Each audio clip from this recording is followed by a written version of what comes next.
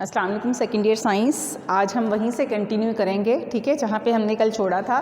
कल लास्ट में मैं एक प्रॉब्लम करवा रही थी। उस प्रॉब्लम में था कि हमें लॉन्गेस्ट और शॉर्टेस्ट वेवलेंथ फाइंड करनी थी और उसके साथ साथ फाइंड करना था हमें क्या चीज़, एनर्जी भी फाइंड करनी थी और लॉन्गेस्ट और शॉर्टेस्ट वेवलेंथ भी हमें फाइंड करनी थी, ठीक है। तो कल मैंने क्या किया था, लॉन्गेस्ट और शॉर्टेस्ट वेवलेंथ फाइंड करने का मेथड तो मैंने बता दिया था, लेकिन हमने एनर्जी फाइंड नहीं की थी, ठीक है। तो एनर्जी के लिए हम क्या करेंगे, फॉर्मूला अप्लाई करेंगे। कल जो क्वेश्चन मैंने करवाया था, ठीक है, उसका जो पार्ट बी था उसमें हमें फाइंड करनी थी एनर्जी के लिए हम फॉर्मूला अप्लाई करेंगे E=h/ν। एनर्जी हम फाइंड करेंगे for shortest wavelength and for longest wavelength, दोनों के लिए, ठीक है, दोनों के लिए हमें फाइंड करनी है। तो यहाँ हम कर लेते हैं किसके लिए, लॉन्गेस्ट वेवलेंथ, और यहाँ कर लेते हैं शॉर्टेस्ट वेवलेंथ के लिए, ठीक है। इसलिए मैंने यहाँ पे लिख भी दिया है, ठीक है। हम फाइंड करेंगे एनर्जी लॉन्गेस्ट और शॉर्टेस्ट वेवलेंथ दोनों के लिए, फॉर्मूला अप्लाई करेंगे E=h/ν। जब ये फॉर्मूला अप्लाई करेंगे, h क्या है यहाँ पे, कांस्टेंट h है कांस्टेंट, h की वैल्यू होती है, ठीक है, कांस्टेंट होती है, यहाँ मैं लिख रही हूँ, h होता है 6.63 एक्सपोनेंट -34 जूल सेकेंड, ठीक है। h क्या है, प्लांक्स कांस्टेंट होता है, इसकी वैल्यू कांस्टेंट होती है जो मैंने लिख दी है। न्यू क्या है यहाँ पे, फ्रीक्वेंसी, ये जो न्यू है ये क्या है, फ्रीक्वेंसी। अच्छा, एक दफ़ा पीछे जाओ, कल वाला जो लेक्चर है उसको खोल के देखो कि कल हमारे पास जो डेटा बना है उसमें फ्रीक्वेंसी तो गिवन नहीं है और हमने क्या फाइंड की थी, वेवलेंथ, ठीक है, हमने वेवलेंथ फाइंड की थी। क्वेश्चन में कहीं पे भी फ्रीक्वेंसी गिवन ही नहीं है, तो हम क्या करेंगे, इस न्यू को कन्वर्ट करेंगे किसमें, वेवलेंथ के लिए। कैसे कन्वर्ट करेंगे कि हमारे पास एक और इक्वेशन होती है C=λ। यहाँ पे C क्या है, स्पीड ऑफ लाइट, C है स्पीड ऑफ लाइट, ठीक है, ये कांस्टेंट होती है, इसकी वैल्यू होती है 3 एक्सपोनेंट +8 मीटर पर सेकेंड, ठीक है। C क्या है, स्पीड ऑफ लाइट, इसकी वैल्यू है 3 एक्सपोनेंट +8। न्यू जो है ये है फ्रीक्वेंसी, यहाँ मैं लिख देती हूँ, न्यू क्या है,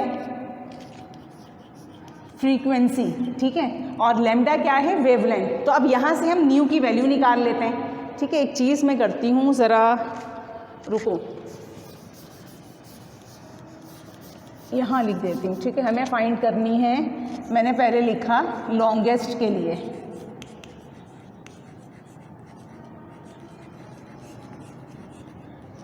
हम किसके लिए करने जा रहे हैं, फॉर लॉन्गेस्ट वेवलेंथ, ठीक है। तो फॉर्मूला हमें यूज़ करना है E=h/ν। h क्या है, कांस्टेंट, मैंने उसकी वैल्यू रख दी है। न्यू क्या है, फ्रीक्वेंसी, E क्या है, एनर्जी। लेकिन यहाँ हमारे पास न्यू की वैल्यू है ही नहीं डेटा में कहीं भी, तो हम क्या करेंगे, इसके लिए इक्वेशन यूज़ करेंगे C=νλ। C क्या है, constant, speed of light, new क्या है, फ्रीक्वेंसी, लैम्डा क्या है, वेवलेंथ। तो हम क्या करेंगे, लैम्डा को यहीं रखेंगे, C भी अपनी जगह, देखो C और लैम्डा दोनों अपनी जगह पे हैं, न्यू को शिफ्ट करेंगे। न्यू यहाँ पे क्या हो रहा है, मल्टीप्लाई, C के पास जाके क्या हो जाएगा, डिवाइड। अब ये जो इक्वेशन है हमारे पास E=h/ν, न्यू की जगह हम इसकी वैल्यू रख देंगे, सॉरी मैंने ज़रा उल्टा कर दिया है, मुझे न्यू की वैल्यू चाहिए थी। न्यू को यहाँ रखेंगे, लैम्डा को शिफ्ट करेंगे, लैम्डा यहाँ पे मल्टीप्लाई हो रहा है तो यहाँ आके क्या हो जाएगा, डिवाइड, ठीक है। ये वैल्यू आ गई न्यू की। तो हम क्या करेंगे, इस इक्वेशन में h तो ऐसे ही रहा, न्यू की जगह रख देंगे C/λ, ठीक है। h क्या है, कांस्टेंट है, C भी कांस्टेंट होता है, C की वैल्यू होती है 3 एक्सपोनेंट +8 मीटर पर सेकेंड, ठीक है। h भी कांस्टेंट है, वहाँ मैंने लिखा हुआ है। तो और हम लॉन्गेस्ट वेवलेंथ के लिए कर रहे हैं तो ये लैम्डा L हो जाएगा। अब क्या करोगे, h की जगह रख दोगे 6.63 एक्सपोनेंट -34, C की जगह रख दोगे 3 एक्सपोनेंट +8, लैम्डा L की जगह रखोगे जो लॉन्गेस्ट वेवलेंथ आई है, ठीक है। इसी तरह से जब शॉर्टेस्ट वेवलेंथ के लिए हम फिर से फाइंड करेंगे एनर्जी, इक्वेशन अप्लाई करेंगे, E equals to H nu की जगह इसकी वैल्यू रखेंगे, ये जो हमने फाइंड की है, ठीक है। H ऐसे ही रहेगा, न्यू की जगह रख देंगे C डिवाइडेड बाय लैम्डा। हम शॉर्टेस्ट वेवलेंथ के लिए कर रहे हैं तो यहाँ लिख देंगे लैम्डा S। H की जगह H की वैल्यू रखेंगे ये वाली, C की जगह C की वैल्यू रखेंगे, ये मैंने यहाँ लिखी है, और लैम्डा S जो हमने कल फाइंड किया था, ठीक है। तो ये एनर्जी आ जाएगी। जब एनर्जी फाइंड करोगे इस फॉर्मूले से तो एनर्जी की जो भी वैल्यू आएगी, ठीक है, दोनों में किसके लिए आए, वो जूल्स में आएगी। ये लॉन्गेस्ट वेवलेंथ के लिए है तो मैंने L लिख दिया, ये शॉर्टेस्ट के लिए था तो मैंने S लिख दिया, ठीक है। एक वैल्यू आएगी, मुझे नहीं पता, ये कैलकुलेट खुद से करोगे तो जूल्स में आएगी, ठीक है। समटाइम्स होता है कि जूल्स को कन्वर्ट करना होता है इलेक्ट्रॉन वोल्ट में। इस तरह अभी इस क्वेश्चन में ऐसा कुछ नहीं है, ये सिर्फ मैं सिखा रही हूँ कि अगर जूल्स को इलेक्ट्रॉन वोल्ट में कन्वर्ट करना होता है तो हम क्या करेंगे, ठीक है। हम क्या करेंगे कि 1 इलेक्ट्रॉन वोल्ट इक्वल होता है 1.6 एक्सपोनेंट माइनस 19 जूल्स के।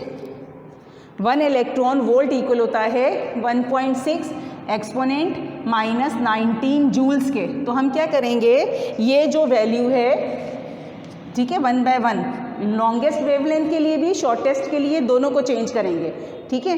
जो भी आंसर आया होगा, मुझे नहीं पता कि आंसर क्या आ रहा है, वहाँ यहाँ आंसर लिखोगे, उसको डिवाइड कर देंगे 1.6 एक्सपोनेंट माइनस 19। जब हम जूल वाले आंसर को इससे डिवाइड करेंगे तो जो भी आंसर आएगा अब उसका यूनिट हो जाएगा इलेक्ट्रॉन वोल्ट, ठीक है। ये मैंने क्या बताया है कि अगर जूल्स में वैल्यू होती है तो उसको इलेक्ट्रॉन वोल्ट में कन्वर्ट कैसे करते हैं, ठीक है।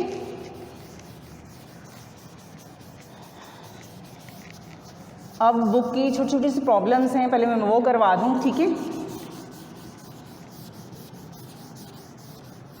ये प्रॉब्लम कभी खैर पेपर में आई नहीं, लेकिन आ भी सकती हैं, लेकिन मोस्टली किस तरह से आती हैं, ये MCQs टाइप्स आती हैं, ये चीज़ें जो होती हैं ना।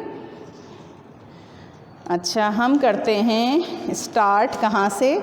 देखो प्रॉब्लम नंबर 1 मैंने तुम लोग को करवा दी थी, 2 भी मैंने करवा दी, 3 अभी मुझे करवानी है, 3 भी करवा दी, ठीक है। 1 2 3 हमने कर ली है, प्रॉब्लम 1 2 3 मैं करवा चुकी हूँ। 4 और 5 दोनों इम्पॉर्टेंट हैं लेकिन बाद में करवाऊँगी मैं, ठीक है। फिर प्रॉब्लम नंबर 6 भी मैंने करवा दी थी। अब है प्रॉब्लम नंबर 7, ठीक है। क्या करने जा रहे हैं, प्रॉब्लम नंबर 7 करने जा रहे हैं हम। प्रॉब्लम नंबर है 7। अच्छा, इसको पढ़ लेते हैं। बुक की प्रॉब्लम नंबर है ये 7, ठीक है। ओके, जितना काम मैं बता रही हूँ उसको फेयर रजिस्टर में तुम्हें उतारते जाना है, फेयर करना है, ठीक है।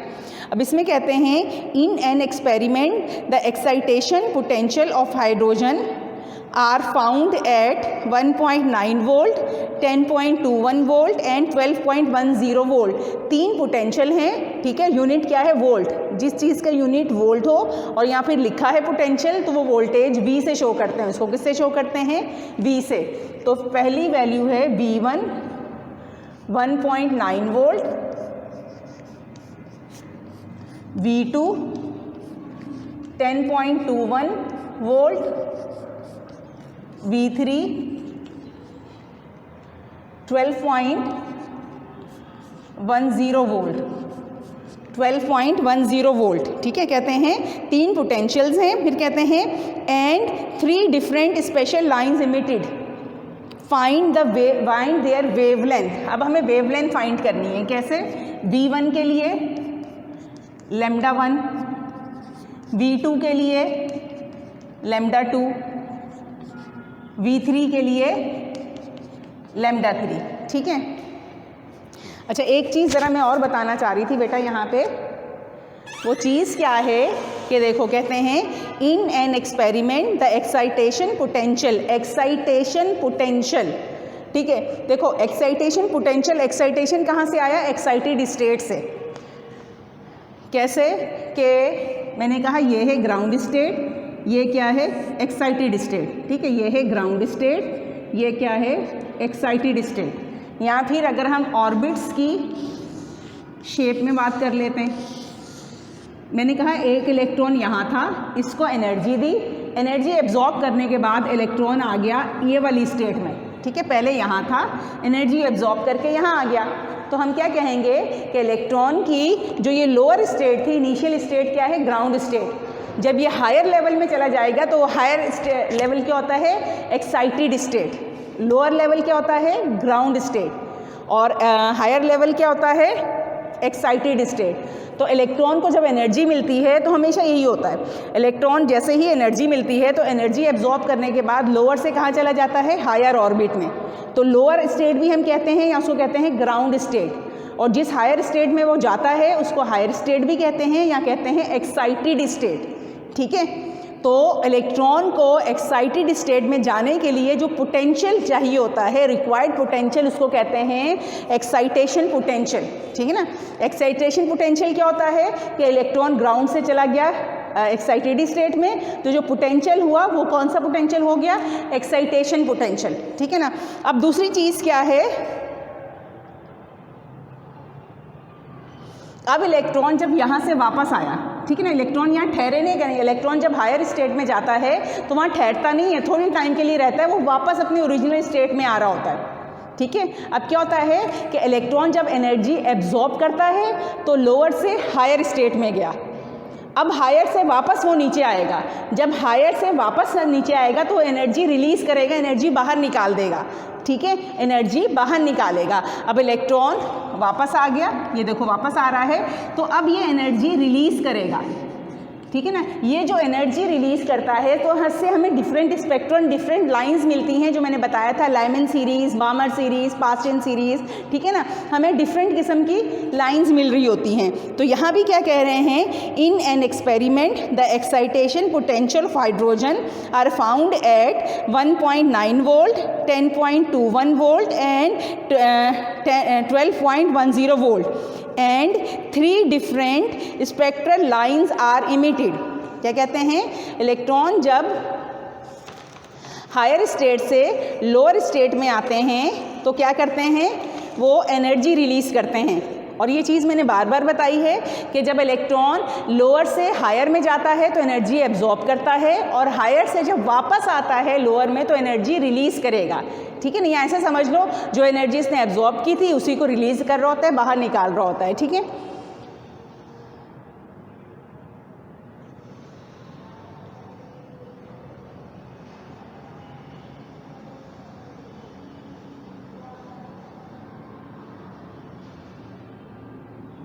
ओके, ठीक है।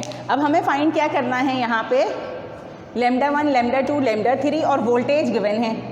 अब क्या करेंगे, हम इक्वेशन अप्लाई करेंगे। यहाँ पे हमारे पास एक इक्वेशन होती है ये वाली, E = V0E, ये इक्वेशन है हमारे पास, ठीक है ना। V0 क्या है, यहाँ पे वोल्टेज, E क्या है, चार्ज ऑफ इलेक्ट्रॉन E, और ये कैपिटल E क्या है, एनर्जी।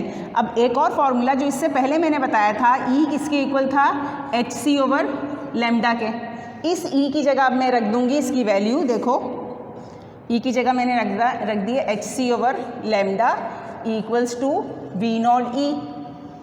अब हमें तो लैम्डा चाहिए, तो क्या करेंगे, इन दोनों को क्रॉस मल्टीप्लाई कर देंगे, लैम्डा यहाँ आ जाएगा, ठीक है, और V0E कहाँ आ गया, इसकी जगह पे, और ये hc अपनी जगह पे है। तो मेरे पास वेवलेंथ के लिए फॉर्मूला आ गया, लैम्डा = hc/V0E। इसको हम डायरेक्ट भी कर सकते थे, ठीक है, मैंने छोटी सी ये डेरिवेशन करवाई है इसमें। तो यहाँ पे लैम्डा इक्वल है hc/V0E, ठीक है ना। अब देखो h क्या है, प्लांक्स कांस्टेंट, इसकी वैल्यू होती है 6.63 एक्सपोनेंट -34, ये पिछले न्यूमेरिकल में भी मैंने बताया था, यूनिट है जूल सेकंड। c यहाँ पे क्या है, स्पीड ऑफ लाइट, ये भी कांस्टेंट होता है, इसकी वैल्यू होती है 3 एक्सपोनेंट +8 मीटर पर सेकंड। v यहाँ पे क्या है, पोटेंशियल, ठीक है, एक्साइटेशन पोटेंशियल। E क्या है, चार्ज ऑफ इलेक्ट्रॉन, कांस्टेंट होता है 1.6 एक्सपोनेंट -19 कूलम। अच्छा, अब इसको करोगे कैसे,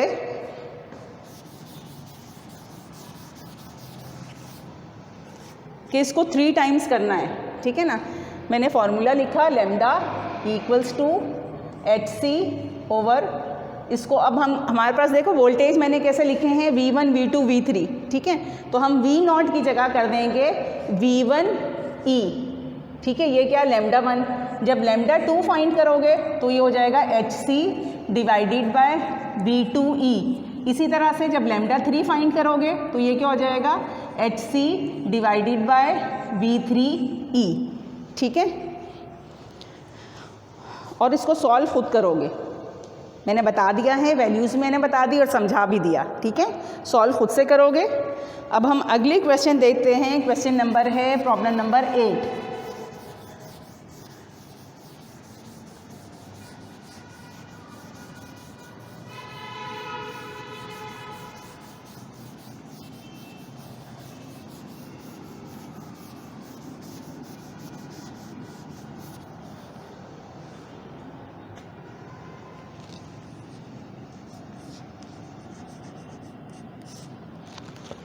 ओके, अब है प्रॉब्लम नंबर 8। आज छोटी छोटी सी प्रॉब्लम्स हैं, उसको हम ख़त्म करेंगे, ठीक है।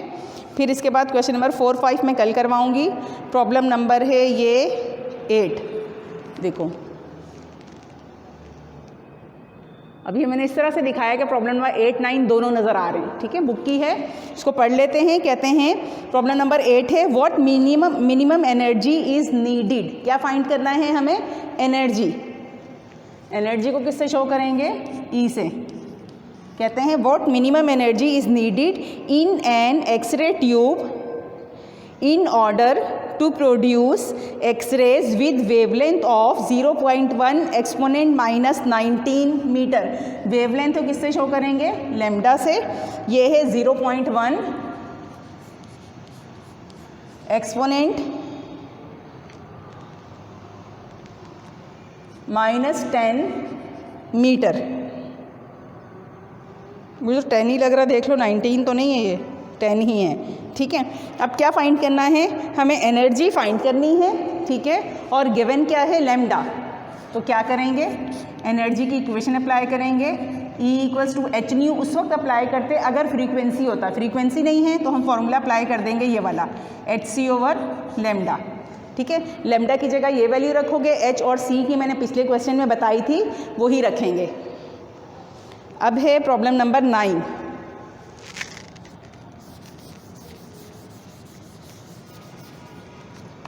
ओके, 9 में पढ़ रही हूँ, इससे पहले मैं दिखा चुकी हूँ, ठीक है। प्रॉब्लम नंबर 9 में भी यही है। कहते हैं a certain atom emits spectrum lines at 300, 400 and 1200 nanometre. देखो कहते हैं वैल्यू है 300 नैनोमीटर, 400 नैनोमीटर एंड 1200 नैनोमीटर, ठीक है ना। अब देखो ये metre metre metre metre unit होता है किसका? लेमडा वेवलेंथ का। इट मीन्स ये क्या है? लेमडा की वैल्यूज़ हैं, लेमडा 1, लेमडा 2, लेमडा 3, इसके साथ नैनो लगा दिया, ठीक है ना। लेकिन हम मीटर को देखेंगे।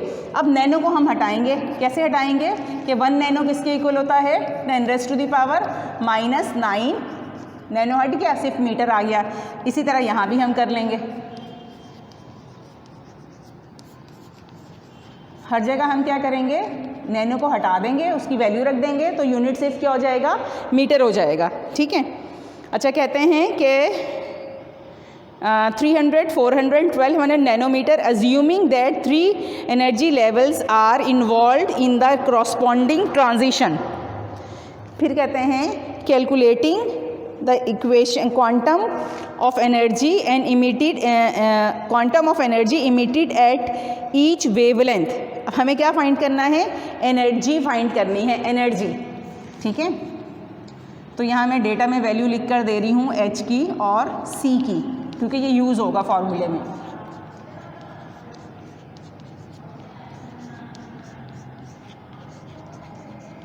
ठीक है, ये हो गया। अब एनर्जी फाइंड करना है, आसान सा है, तीनों वेवलेंथ के लिए फाइंड करना है। फॉर्मूला अप्लाई कर देंगे ये वाला, E1 HC lambda 1, E2 HC lambda 2, E3 HC lambda 3, lambda 1, lambda 2, lambda 3 given है। एच और सी क्या होता है, कांस्टेंट होता है, तो हम इस तरह से फॉर्मूला अप्लाई करेंगे। ठीक है, अब लास्ट प्रॉब्लम है तुम्हारी बुक की, प्रॉब्लम नंबर है 10।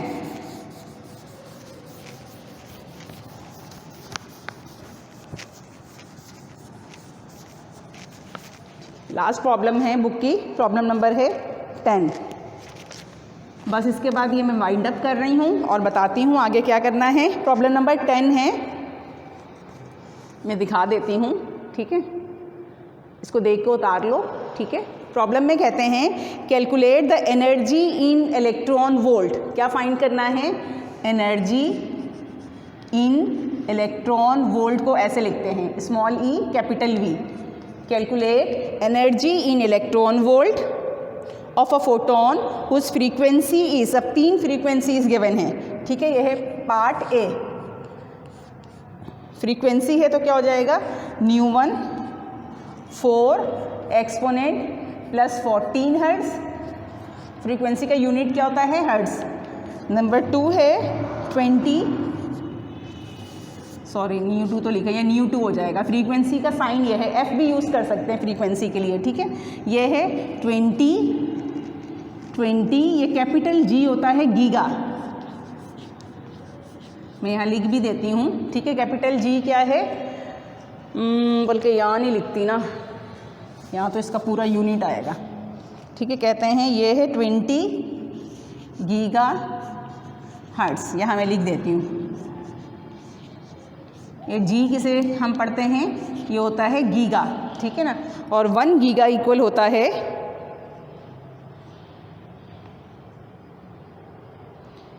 इसको हमें सॉल्व करना है।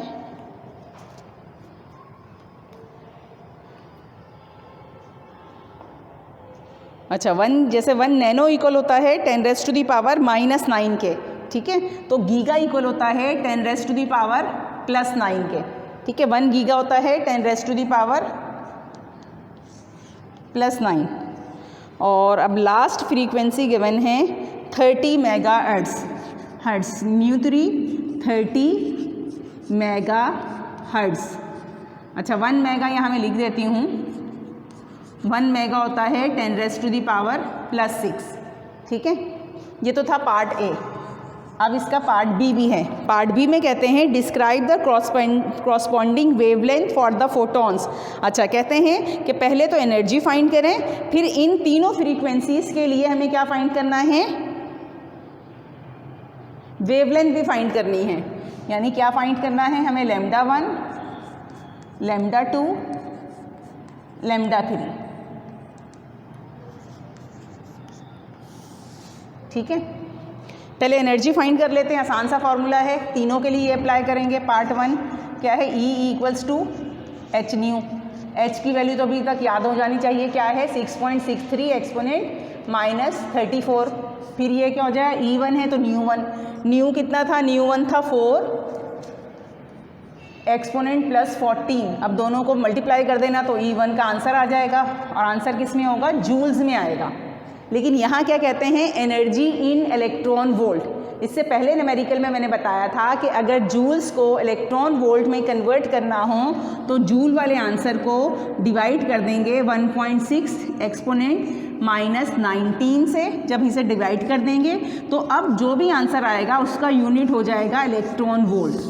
ठीक है, जब सेकंड वाला हम करेंगे फॉर्मूला यही अप्लाई करेंगे, E = hν। h क्या है, 6.63 एक्सपोनेंट -34। ठीक है, और ये क्या था, 20 गीगाहर्ट्ज। ठीक है, 20 और गीगा की जगह हम रख देंगे 10⁻⁹। ठीक है, गीगा की जगह हम क्या रख देंगे, 10⁻+9। दोनों को मल्टीप्लाई करेंगे, वैल्यू जो भी आएगी वो यहाँ लिख देना, लेकिन यूनिट जूल्स होगा। जूल्स को फिर से कन्वर्ट करेंगे इलेक्ट्रॉन वोल्ट में, तो क्या करेंगे, इसको भी डिवाइड कर देंगे इससे, तो अब आंसर जो आएगा वो आएगा इलेक्ट्रॉन वोल्ट में। ठीक है, अच्छा जो थर्ड वाला है वो भी ऐसे ही करना है, खुद से करोगे। अब फाइंड करना है हमें, वेवलेंथ भी फाइंड करनी है। ठीक है, वेवलेंथ के लिए क्या करेंगे, ये फर्स्ट और सेकंड मैंने बताया है, थर्ड भी करना है, जो मेगाहर्ट्ज वाला है खुद से करोगे। ठीक है, अच्छा जब हम फाइंड करेंगे वेवलेंथ, तो फॉर्मूला अप्लाई करेंगे C equals to nu lambda. ठीक है, हमें वेवलेंथ चाहिए तो लेमडा यहीं रहेगा, ये हो जाएगा C डिवाइडेड बाय न्यू। अब हम फाइंड करेंगे लेमडा 1, तो क्या हो जाएगा C डिवाइडेड बाय न्यू 1। इसी तरह से लेमडा 2 क्या हो जाएगा C डिवाइडेड बाय न्यू 2, और लेमडा 3 क्या हो जाएगा C डिवाइडेड बाय न्यू 3।